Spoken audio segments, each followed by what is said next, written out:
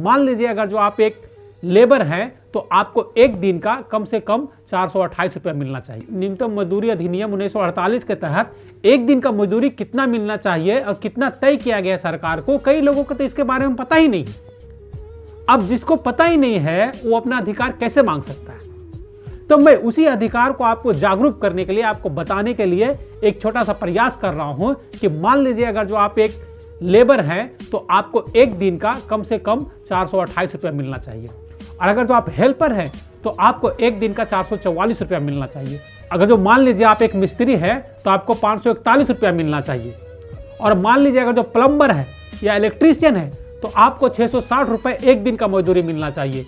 आपको ये सारी चीज़ें जानकारी रखोगे तभी आप इस चीज़ को आप फायदा उठा सकते हैं और अपनी मजदूरी जो है से सही ले सकते हैं। अब मान लीजिए कोई ठेकेदार या कोई मालिक आपको अगर जो आपका जो न्यूनतम मजदूरी दर जो तय किया गया है अधिनियम 1948 के तहत अगर जो नहीं देता है तो आप क्या करोगे? इसके लिए हर राज्य ने, हर जिला ने एक सरकारी नंबर जारी कर रखा है। जो जिला में एक कार्यालय, श्रम विभाग कार्यालय है, उसमें एक कार्यालय है, एक नंबर जारी करता है, आप उसको कंप्लेन कर सकते हैं। अगर जो उस कंप्लेन से भी कोई आपको जो मजदूरी है वो नहीं मिलता है तो आप थाने में जाकर FIR कर सकते हैं। लेकिन मसला ये है कि कोई मजदूर एक तो मजदूर वर्ग के जो लोग हैं ये पढ़े लिखे कम होते हैं और ये लोग पुलिस से बहुत ज़्यादा डरते हैं, ये पुलिस से जाना नहीं चाहते हैं, पंगा लेना नहीं चाहते।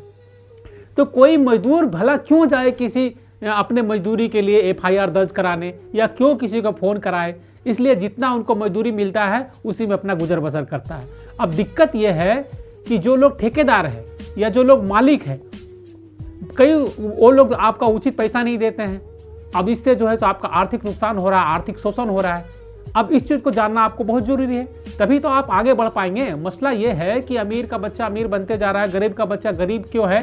क्योंकि कई लोगों को इस अधिनियम के बारे में पता ही नहीं है। उसको कितना न्यूनतम मजदूरी मिलना चाहिए ये तो पता ही नहीं है। अब जब नहीं पता है, जिस चीज़ को अपना अधिकार ही नहीं पता, वो कैसे दे सकता है?